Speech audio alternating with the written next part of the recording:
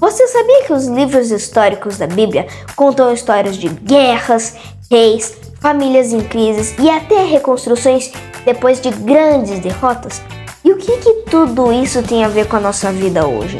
É isso que a gente vai descobrir juntos, como cada uma dessas histórias, cheias de ação e desafios, podem transformar as nossas escolhas no dia a dia.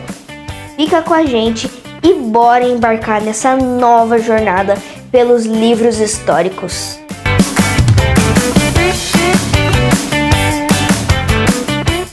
Oi pessoal, tudo bem?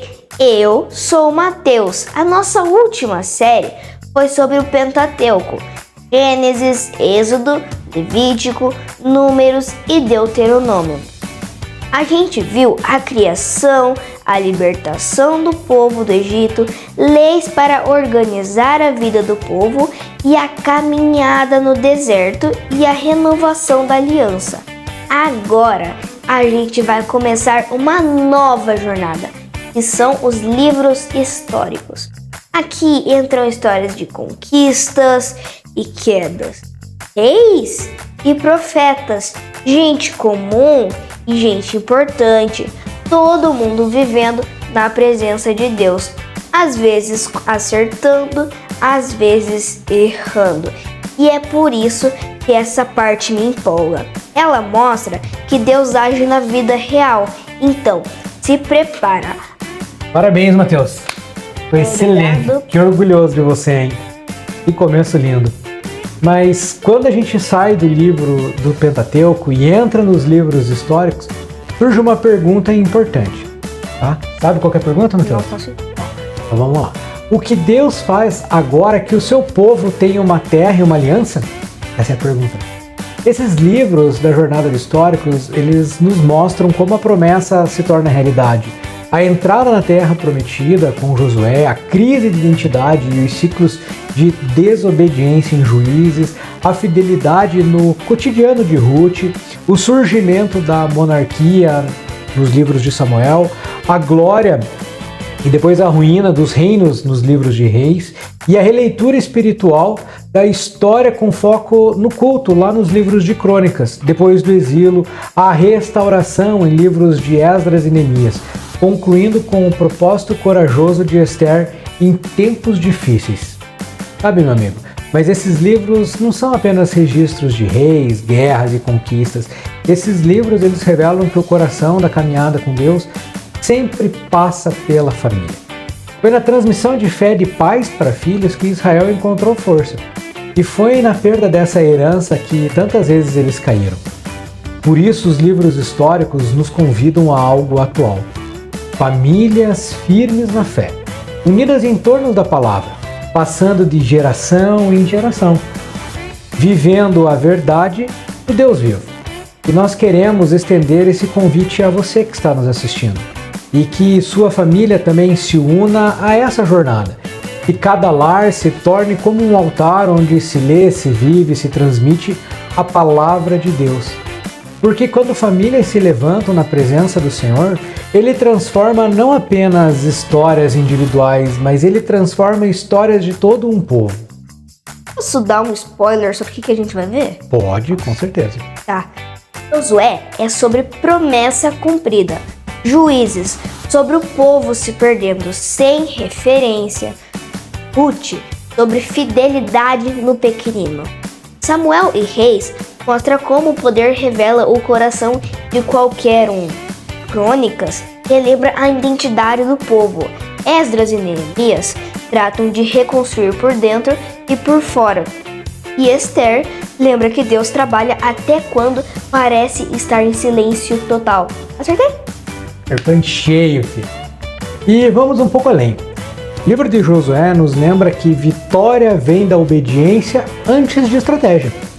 O livro de Juízes denuncia o vazio de que cada um fazer o que quer, isso destrói comunidade.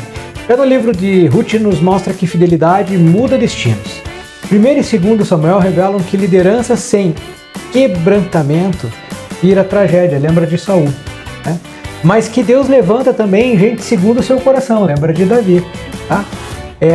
Ainda que essa uma liderança tenha problemas de imperfeição, mas 1º e 2º Reis expõem como a idolatria corrói tudo. Família, justiça, economia, culto. Os livros de crônicas recontam a história destacando o culto e o tempo, ensinando que adorar molda o caráter do povo. E os livros de Esdras e Neemias provam que muralhas e almas precisam ser reconstruídas juntos. Então, por isso, você, meu irmão, minha irmã que está assistindo com a gente, precisa sempre lembrar que precisa trabalhar estrutura e espírito. O livro de Esther afirma que Deus move a história mesmo quando seu nome não aparece explicitamente. Agora, deixa eu falar com você do meu jeito sobre esses livros.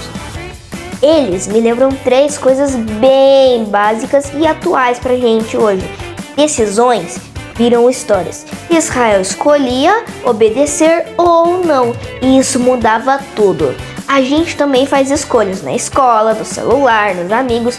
Pequenas decisões viram um livro inteiro sobre quem a gente vai se tornar. Fidelidade no pequeno conta bastante. Ruth não fez um mega milagre, ela só foi fiel a Deus, e Deus ama transformar rotina em propósito. Reconstrução é possível mesmo quando a gente erra, tipo Jerusalém destruída. Deus convida a recomeçar por dentro e por fora, igual Esdras e Neemias. Então, enquanto a gente estuda essa parte da Bíblia, a minha oração é: Deus, me ajuda a te obedecer no simples, a ser fiel no escondido e a recomeçar quando eu cair. É isso, obrigado, Mateus. E para você que embarcou conosco nessa jornada, eu quero deixar aqui um convite ao seu coração. Quero que você entenda que esta jornada ela é sobre transformação. Transformação de história de vida, transformação de relacionamento com Deus. Quando a gente se aproxima da palavra de Deus com o coração aberto, algo grande, diferente, poderoso acontece. Ganhamos mais conexão com o Criador porque passamos a viver com Ele e de verdade. Ganhamos mais vida em cada passo porque a palavra é lâmpada para os meus pés e luz para o meu caminho. E ganhamos sim mais propósito em tudo que fazemos, porque descobrimos o nosso papel na história que Deus está escrevendo para a nossa vida. Então, à medida que formos lendo conquistas, quedas, vitórias, exilos, você que está nos ouvindo, não busque só curiosidade ou frases de impacto. Peça a direção do Espírito Santo. Senhor, o que tu queres transformar em mim com essa jornada? Alguns episódios, de fato, eles vão acabar confrontando. Outros vão nos curar. E o que nós desejamos é que em todos você sinta a presença do Espírito Santo de Deus cuidando do seu coração.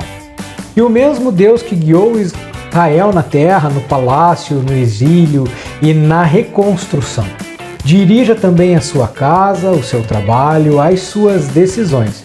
Eu quero convidar você que está nos assistindo, faz da sua casa um pequeno altar, um lugar onde Cristo Jesus é conhecido, amado e seguido. Porque quando as famílias se levantam na presença do Senhor, Ele transforma histórias individuais. Mas a história de todo um povo, ela é transformada pela presença do Senhor. E a gente encerra esse episódio lembrando do nosso lema desde o primeiro episódio. Mais conexão, mais vida e mais propósito. Deus te abençoe. Amém.